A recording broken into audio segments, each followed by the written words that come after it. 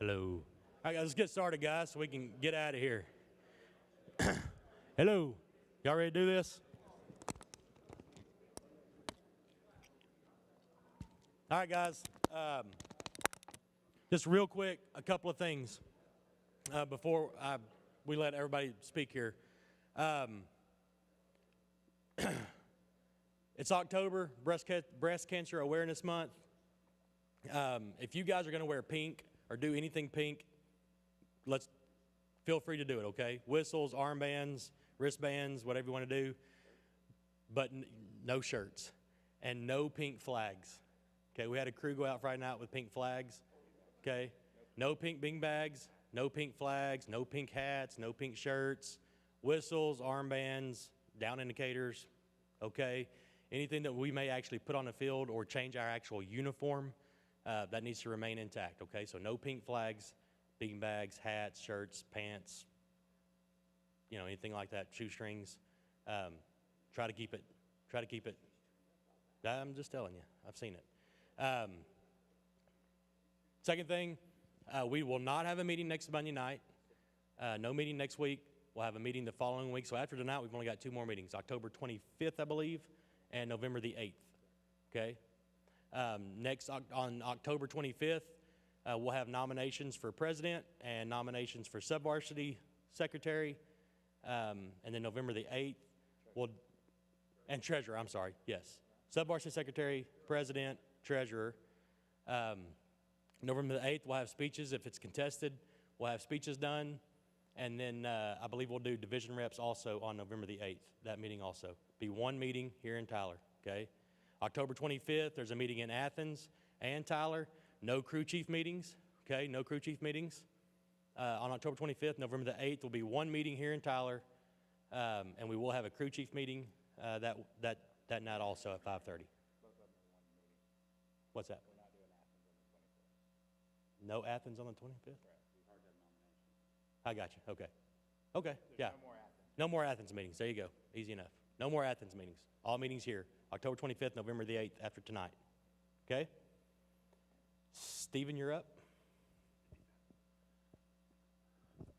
Hey guys, most of y'all here are the ones that work a lot of sub-varsity, so I want to thank you for covering sub-varsity. And I know you've all been at all your games on time, and you're just doing amazing. And it's the people that aren't here that I get phone calls about all the time. So I'm thankful for your hard work, and I'm thankful for just all the time you've put into covering sub-varsity. We're in week 8, so that means counting this week, we have 4 more weeks of sub-varsity, and it seems like all the games are assigned, and as of right now, I think all but 2 assignments have enough people to cover them, but that'll change between now and when the games kick off.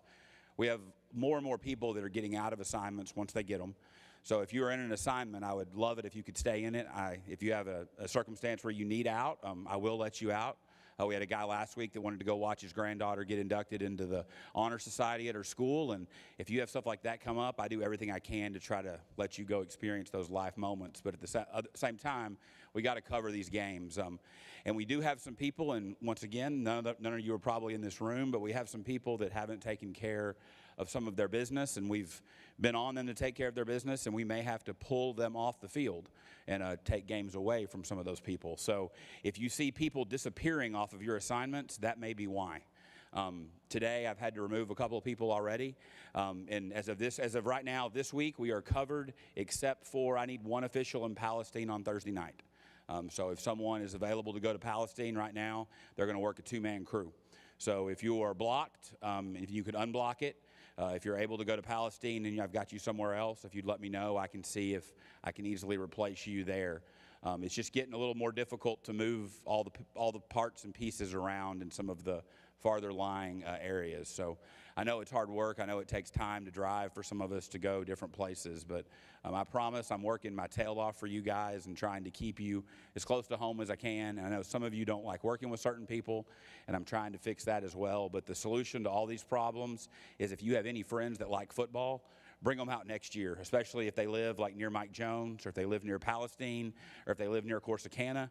If you know people in those areas that want to officiate football, man, if we just had 2 or 3 more people in each of those areas, my job would be like the easiest job on the planet. because it just gets hard to get to those outlying areas. Continue to show up on time.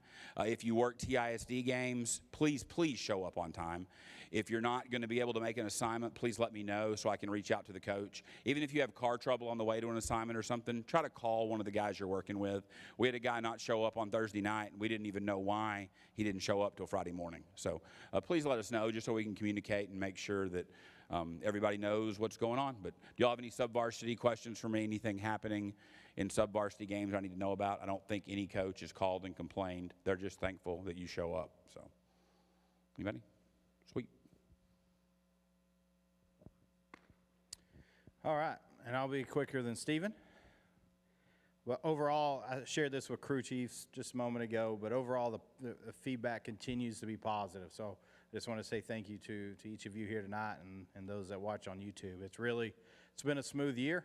Being new to the role, I definitely appreciate that. So you're doing a great job. Keep it up. Keep watching Huddle, getting better as official. Work on Thursdays on your mechanics, and overall we're doing a great job as a chapter. Feedback has been phenomenal, and I appreciate it. Doing a great job with incident reports across the board. We're taking care of business in the chapter, and I'll tell you, we all benefit from that. So keep up that, and then let's finish strong and go into the playoff season and do our best to get as many games as we can and get as many officials on the field during that fun time of the year. And then, believe it or not, we're coming close to an end here, and we'll have the off season and get back to work.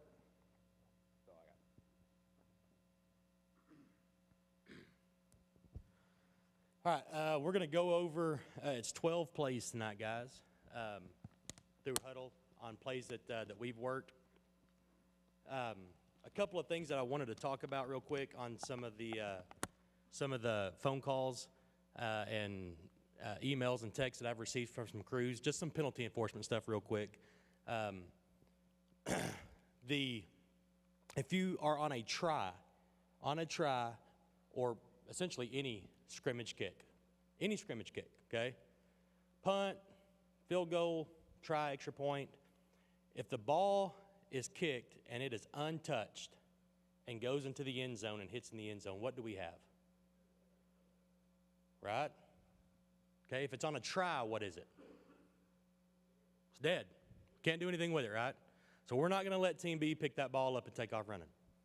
So once that ball, and guys, it has to be untouched beyond the line of scrimmage, okay? Untouched beyond the line of scrimmage and lands in the end zone, okay? We're either going to have a touchback, or if it's on a try, what's it going to be? It's done.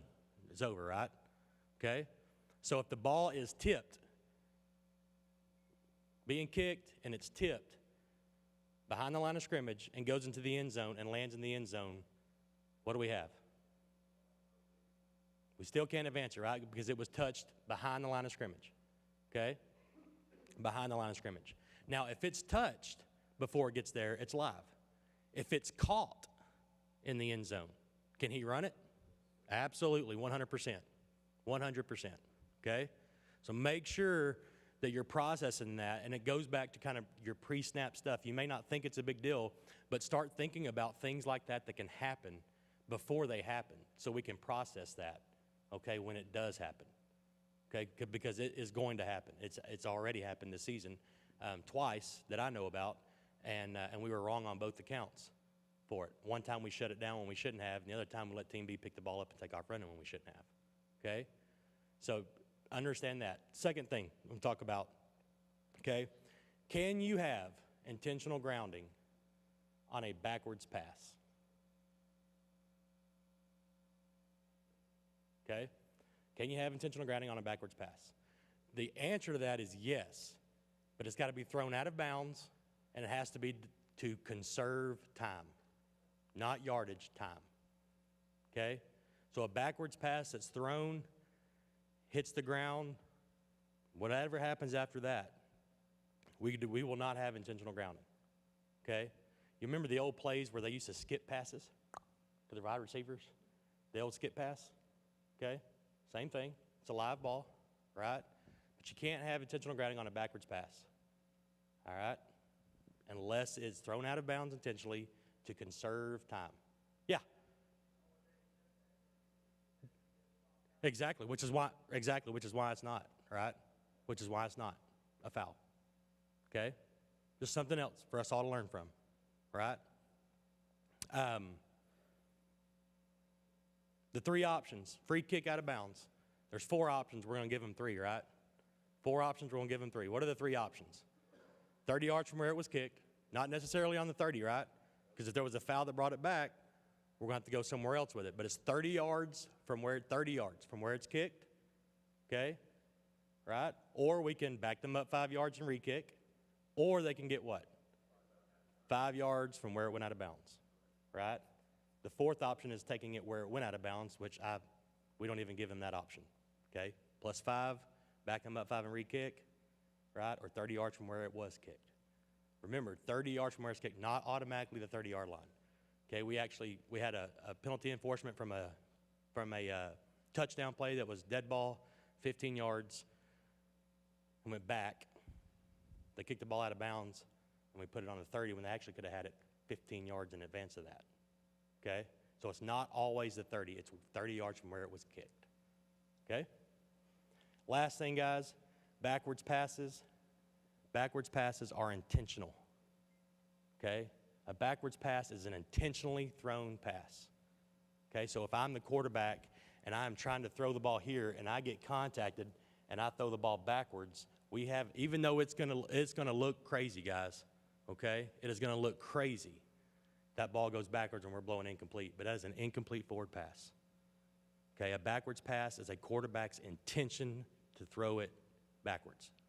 Okay, so if we have contact, he gets slung around, arms going forward, and the ball goes backwards from contact, we're going to have an incomplete forward pass.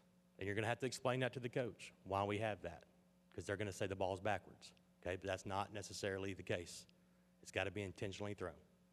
All right? Those are the couple of things that I've had come back to me. We're going to cover a lot of different, 12 plays, but we're going to cover a lot of different things on those plays, okay? Just to go over some things we're doing well, some things that I continue to see on film, and we continue to see on film that need to be looked at.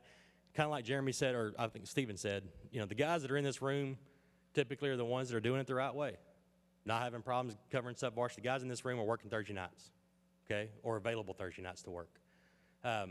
Most of the guys in this room are not the ones that we're looking at to discuss things that we can do better mechanically. So continue to do good work, guys. Continue to use film. We just got out of the crew chiefs meetings where we talked about how to review film, how to make comments, how to share plays, how to share certain play lists. And next year I will 100% make sure that we get a film review how-to in the general meeting so all of you guys can know how to do it, okay? Before we start, if you need or want a play or 2 or 12 or an entire game looked at, call me, text me, send me an email. Doesn't matter, okay? Just get a hold of me. I'll review it or I'll have somebody review it on my behalf, okay? I'm getting 5 or 6 requests a week right now, which is awesome. And it's from different folks. It's not from the same crew or the same official. It's from different crews, different officials wanting things to be looked at, a second opinion on something, which is fantastic, guys, okay? Fantastic. Means you guys are engaged, which is why when Jeremy mentions we're getting good feedback from coaches. That's why, guys, this is the best tool that we have right here. So keep up the great work. This first play we're going to look at is a block in the back. Go ahead. Go to the next view. Yeah. Yep. It's on a free kick, and I just want to talk about this, okay? So we're going to circle this guy right here. All right. I want you to keep your eyes on this. All right, go ahead, Stephen.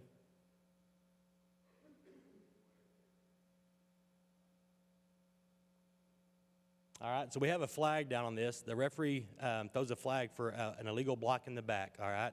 So let's talk about philosophy on this, okay?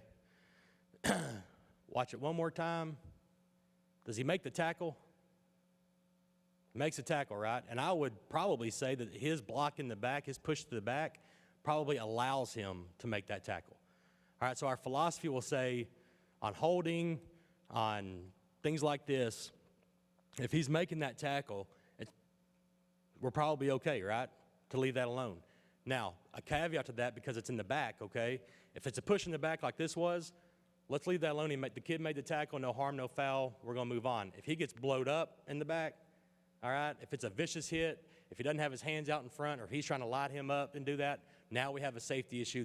We've got something completely different. But a push to the back on a kid that you're actually pushing him into the ball carrier and he makes a tackle, let's leave that alone, guys. Philosophy tells us let's leave that alone. Okay. This is a 5-man crew. Yep. All right.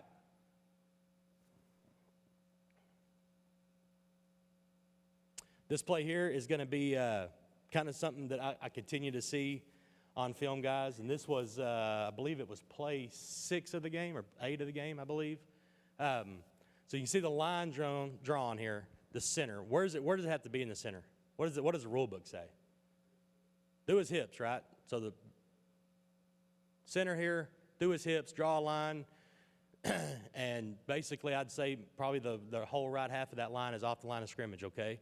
And I wouldn't have brought this up if I didn't see it later on in the film, but they continue to do it, right? So early in the game, guys, right here, after this play, hey, coach, your whole right side of the line, I needed to move up about a foot. They got to get up there and break that center's hip, okay? It doesn't look like much, guys, and it can be a warning. Talk to the coach, talk to the players, talk to your umpire, move them up, okay? It doesn't look like much, but that's an advantage, okay? That is an advantage for the offensive line because now they've got a 3-step advantage on that defensive line, especially if it's a pass play to protect him, to pass block, right? That's an advantage, guys. It's even more of an advantage if that guard is going to pull. You see that pulling guard come around, he doesn't have to even take that step back anymore. All he's got to do is go left, right? So he's going to get to that other blocker on that side if they run that football that direction that much quicker. Okay, so they've gained an advantage by not being up on that line of scrimmage against that defense. Let's make sure we get those guys up a little bit, okay? It'll absolutely get worse as the game goes on. They'll get tired. You'll see that little banana go around, especially that right tackle or left tackle, and before you know it, he's a yard off the ball, okay, in the third quarter, but we didn't get it in the first quarter. So now it's an issue, right? So let's get on this early, guys. Let's get on it early. Go ahead, Stephen, next one.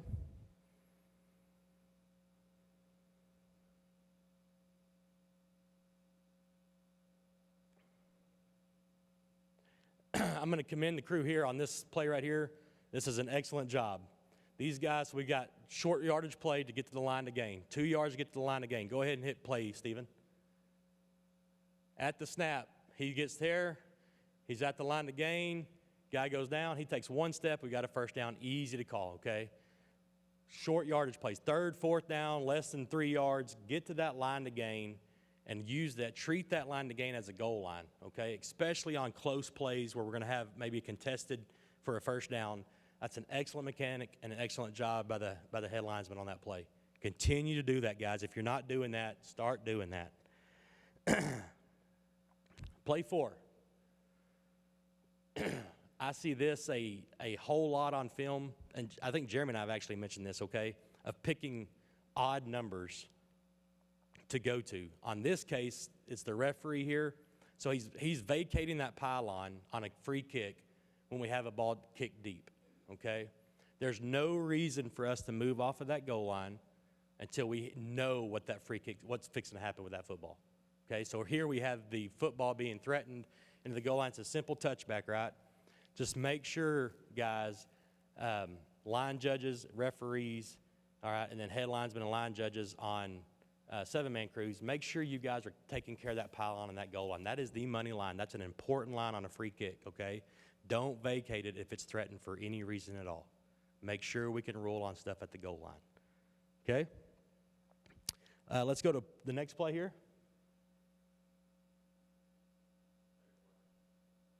All right. Y'all to watch this right here. So I get more, and I think I put this in the bulletin, guys, about blocking below the waist. I'm seeing when I get film in, it's blocking below the waist, DPI, or holding. Those are the 3 biggest films that I get, or plays that crews want me to look at or that coaches want me to look at. Are typically those 3 things, okay? We're going to look at some blocks below the waist here and the next one, and I think in a couple more plays we'll look at another one, okay? But I want us to see this, all right? I want us to see this play as a chapter so we can look at what is and is not a foul for block below the waist. So in this play, we're going to have the ball out of the tackle box. So the ball's out of the tackle box now. Where does all of our blocks have to be? 10 and 2 from the front. Go ahead and hit play, Stephen. All right. So he comes in.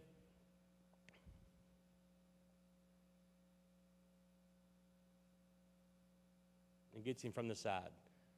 All right, that's an illegal block below the waist. Okay? Once that ball leaves the tackle box, everything's 10 and 2. Everybody's restricted 10 and 2. Everybody. Okay? Go to the next one, Stephen.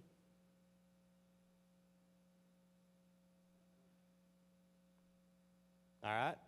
Watch this guy on the end. All right. So is he restricted by position? Why is he restricted by position? Outside the tackle box. All right. So he's restricted already. Go ahead. All right. Got him again. Okay. Anytime you guys hear the word, we run the wing tee or the slot tee, you know what that means? You're fixing to see a lot of cut blocking. All night long, those guys are going to cut block. That's how they teach it, right? That's how they teach it, okay? In both of these instances, those guys could have blocked that guy up high. They just didn't because they're taught to do what? Cut him down, right? Cut him down and free that runner up, okay? We just got to make sure it's 12 and 2. Ball's out of tackle box, we got to be 12 and 2. Okay? Yeah. I'm sorry? Oh, 5 yards. Yeah, I'm fixing to show you one more. Actually, 2 more. Yep. Yep. Okay? All right. So I had this was just coincidence here, but I had a phone call later last week, Wednesday or Thursday last week, and it was an official that he's been calling, 4 or 5 years. And he goes, hey, you talk about point of attack a lot. What does point of attack mean? Okay, just what is it? And if you want to, I guess, put a definition on it, think about it like this. The point of attack is where the runner and the defender could have met. Not would meet or will meet, but could have met. Okay, that's your point of attack. And it's typically going to have something to do with freeing up a runner, freeing up the quarterback, freeing up a receiver. The point of attack is what's going to allow that runner to either be tackled or break free, okay? So, and I saw that, and I'm like, you know what? We've never talked about what's the definition of a POA, of a point of attack. So let's talk about that. That's what it is, okay? This is a good example of a point of attack. Now, to this crew, this game is way out of hand already, okay? All right? So understand, if this is my game and it's 40-0 or whatever the score is, I'm not calling this crap either, okay? But if this is a tight ball game and this play right here matters, this is a point of attack, takedown, hold. Okay, go ahead. All right, run it back, Stephen.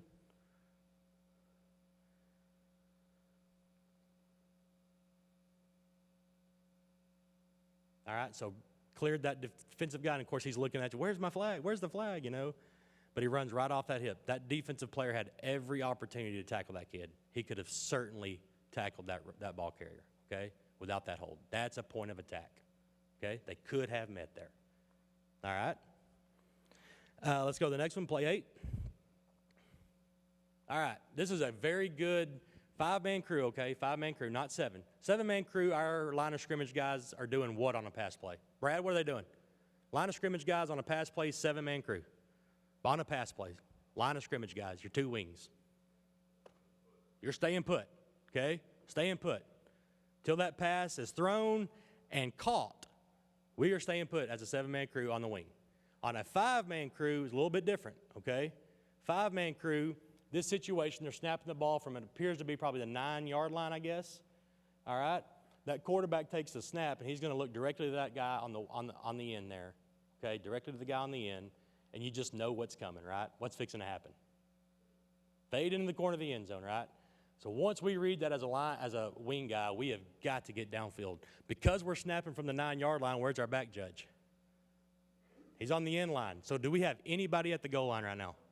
No. Even more important to understand where we're at on the field and for our guys to talk to each other. This is a very good pregame point. When is my back judge going to the end line on a 5-man crew? Talk about it, crews. Okay, when are you going there? Because I need to know when that goal line is vacated and it now becomes me as a line judge or head linesman. I need to know when it's my responsibility, okay? All right, go ahead. It's not contested. The goal line's not contested, but he's not moved. Go ahead and hit play again. All right? And then we call a touchdown from the 13-yard line, okay? If we're downfield when the guy breaks, we get downfield to the pylon as fast as we can, stop at the pylon, read the play. He's inbounds. We have possession. We've got a touchdown, go up, okay? All right, but we talked about this, I think, a couple weeks ago. We're not ever going to signal while we're moving, touchdown while we're running, okay? And we're not going to signal touchdown until we get to the pylon, guys, okay? But it's important to get to the pylon, right? The problem with that, Lance, and there's two general philosophies here. There is a right way and a wrong way, mechanic manual. But on that play, if you look, there's a chance there that wing official gets 4 yards down the field, maybe, before you need to make a call on that catch, no catch. To me, and this one's a little bit closer because you can get there and you can eat up some ground, but on a longer play, what's more valuable is that I'm stable to make that call than the 4-yard advantage I gain from turning and going. Correct. So that's the challenge. That's why we need more 7. Yep. That's why we need more officials, and we can just force the game into 7-man crews. Yep. Mainly, that's one of the hardest plays to officiate in a 5-man crew. Is that sideline 30-yard fade? Yep. Corner route. Yep. To that point, the further out you go, though, the back judge has the goal line. So now I don't necessarily have to be at the goal line because I've got somebody there. But when that back judge is on the end line, I mean, I've got to be getting down there as fast as I can. You give up the stable read on Yep. catch, no catch. But Yep. it is definitely a challenge. I know my philosophy has always been just a stable. Yep. Go ahead. Go back there, Stephen. Okay. Go ahead, buddy.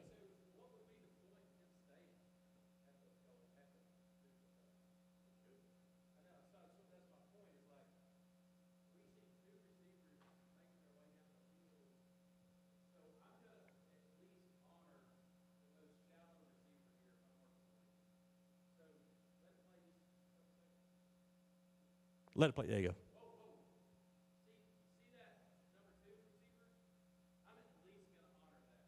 That right there?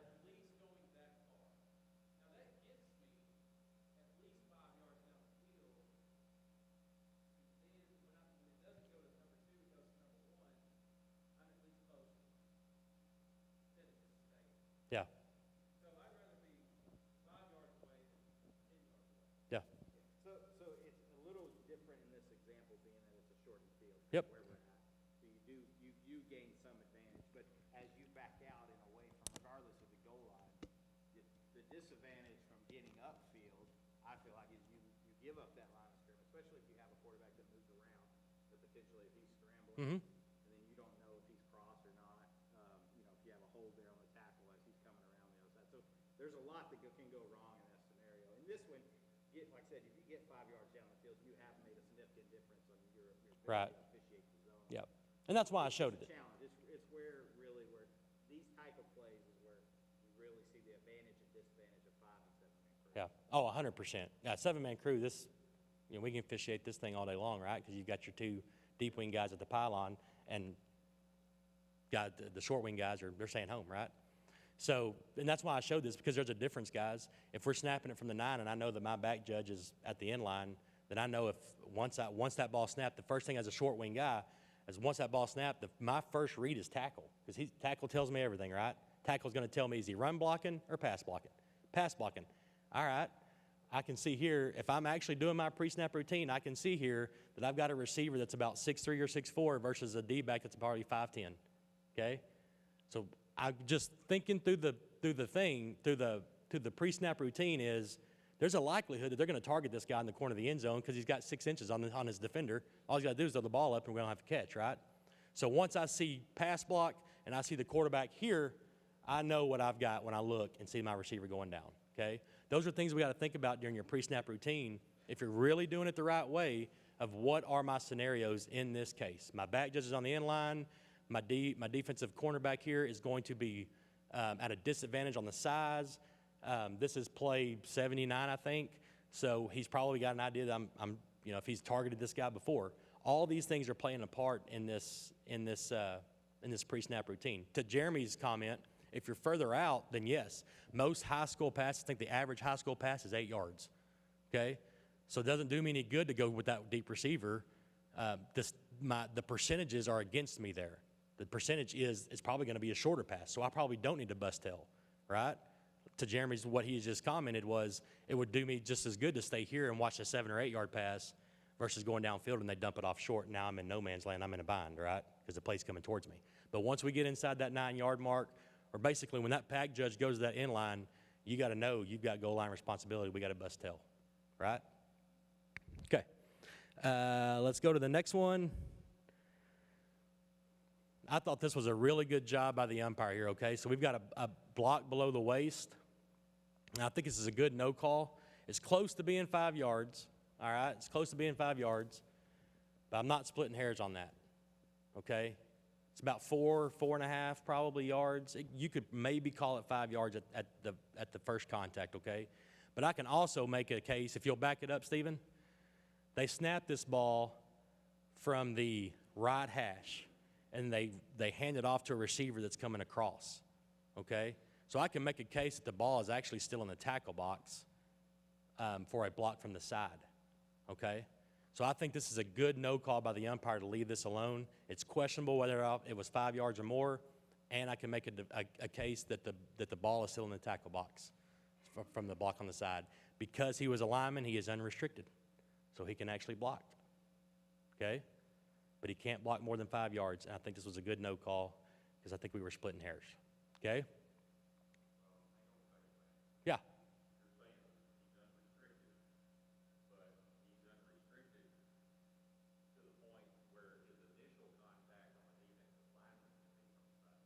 Correct. If he goes down there and cuts that guy right there from the side, it doesn't matter if that ball's still in the tackle box or not. He's got to hit him against the Do what? I'm sorry. The initial attack against the lineman. Mm-hmm.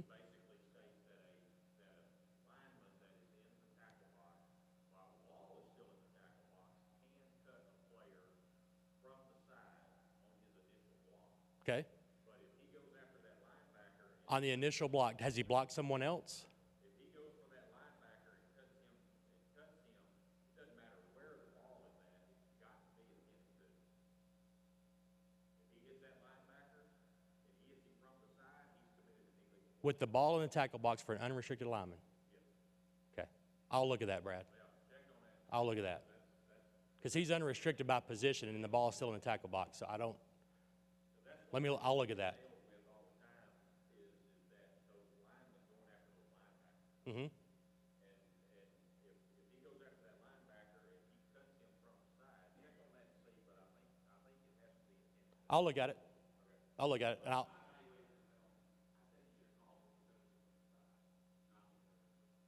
okay. I'll look at how it's stated in the rule book. But he is unrestricted in the ball still in tackle box, and I'll look at the wording on the initial contact if it's got to be within a yard or something, but I'll take a look at that. Yep.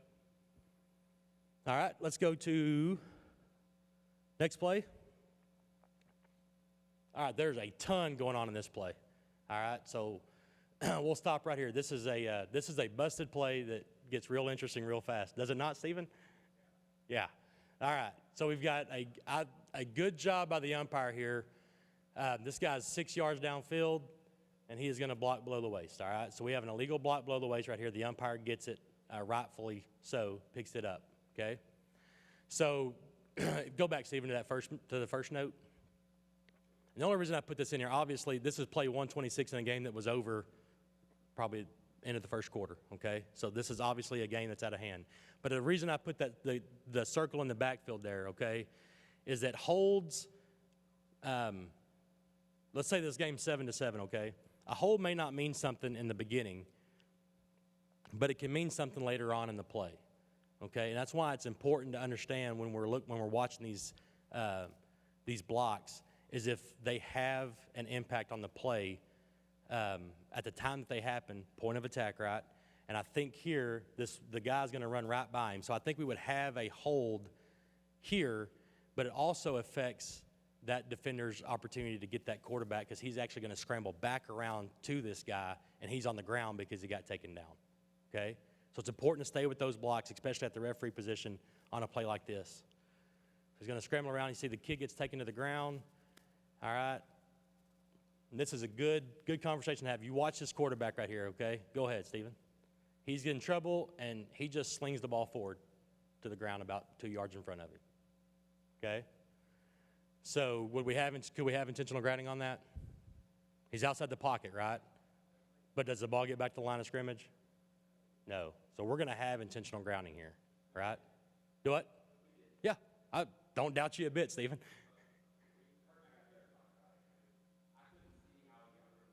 Yep. Yeah, absolutely. And that's great. The only comment I made on that was, as a referee, it's okay, guys, if you're not sure if you've got an intentional grounding, to drop your beanbag where that quarterback released that football. Okay, no one's going to see you drop a beanbag and come back and pick up a beanbag. Okay, nobody's going to know the difference, but it can help you mark a spot where that quarterback has thrown the football. Because if I need to go to Ron or Scotty or a wingman and go, hey, tell me what you got. Do we have a receiver in the area? Did it make it back to the line of scrimmage? No. Okay, then we're going to have intentional grounding. And then I go back and go, well, crap, I don't remember where he threw the football from. It's okay to drop that beanbag. Just lay it down, go have your conversation, come back, drop your flag, pick your beanbag up, and all is well, right? That was a good job getting that intentional grounding. Yeah, buddy, go ahead.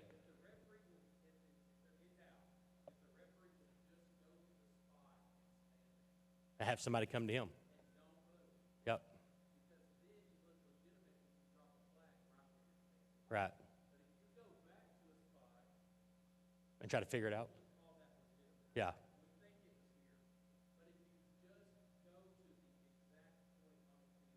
Yep. Yeah.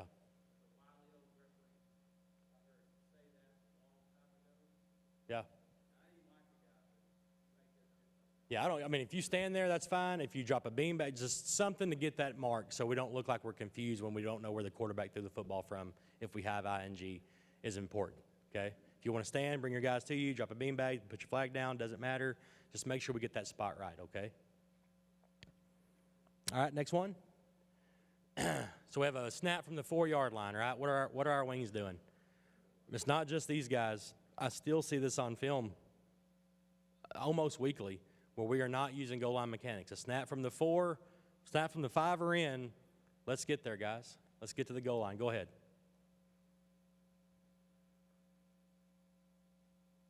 All right, at the snap to the goal line. The only reason I showed that is because it's still going on. All right, stop this real quick, Stephen. All right, we're going to let you guys make the call on this. This was an excellent play for us to take a look at, and I love it. And I'm going to tell you, this wing of fish, this deep wing guy, nails this. Not only does he get it right, but his confidence, he processed it, he signals correctly. This is an excellent play to look at. I was pumped, very pumped. Go ahead.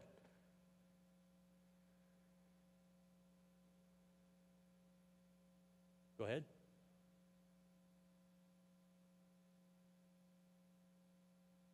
All right, play it again. Let's watch it again. I want to get everybody's opinion on what we have here. Just from this view. We'll look at the tight, and then we'll look at the end zone view also. Okay? So we have a pass in the corner of the end zone.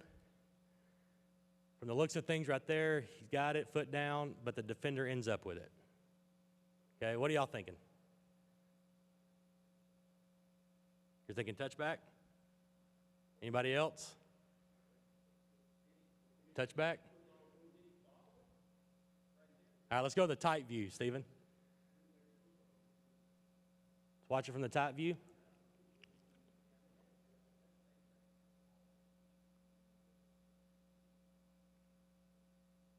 He's giving the touchback signal. Okay? This end zone view is the best one. This is the one. This is the money view, and this is the one that sold me right here. All right, let's just go in slow motion here, Stephen. This is great.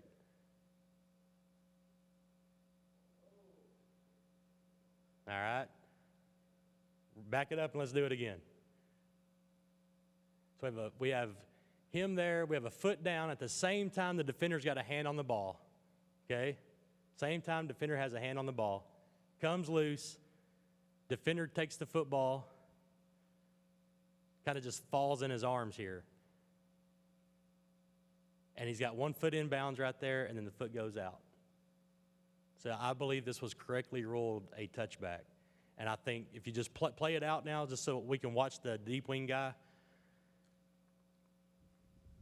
So he wastes no time. He sees it, he processes it, he kills the clock, and he goes touchback. Okay? That was a phenomenal call. The confidence he showed, the way he handled himself right there on it, beautiful call. Didn't have to waste time to figure out if he had a touchback, a safety, an incomplete pass, or, any of those three things, because, a lot of those things are running through your mind. But I thought it was an excellent job by that deep wing, and it could most certainly happen in your game Friday night. So good thing to be processing, guys. Any questions? Anything interesting happened during the week last week in your games? Anything to talk about? Anything crazy? Yeah, go ahead.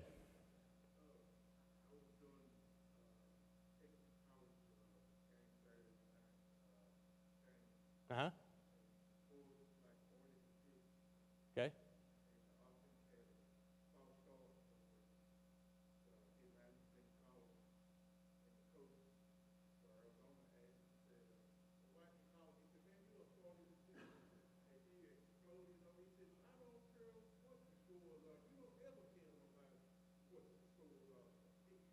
Yeah. Yeah. Yeah. So a 40-6 ball game, a false start is still a false start, right? We can let some holdings go, we can get away with some stuff like that, but a false start's a false start. We got to get those. Good Lord, Jeremy. God almighty. All right, we're fixing to get out of here now. Goodness, dude. Whew. All right, anybody else got anything? Hey, we're halfway or past the halfway point. Everybody's playing district games. Every week goes on, these guys are positioning themselves to try to make a playoff or try to get a playoff spot. So just be prepared, guys. These games are going to get much more intense as the year goes on. These last 3 or 4 or 5 weeks are going to be extremely important for these guys. So expect intense football games, expect intense coaches, communicate well. Silence can never be misquoted, right? Silence can never be misquoted, okay? I had an official earlier talk to me about an incident that he had last week where a coach was just on him and on him and on him and yelling and telling him he didn't do something right, or, a simple comment to a coach, Coach, do you have a question for me? Okay? No, sir, I don't. Then I got to go do my job, Coach. Okay? If they're not asking a question, then we don't need to be talking to them. We don't need to say anything, and we don't need to respond. Until he asks me a question, I have nothing to say to him. I will answer your question, right? Okay? I will answer your question, but I will listen to it only so much before we have to move on, okay? So if you're getting riled, you're getting hammered, you're getting chewed on, Coach, you have a question? No? I got to go do my job, okay? Anything else, guys? Keep up the good work, getting a lot of good feedback. No meeting next week. Next meeting, October 25th. See y'all then.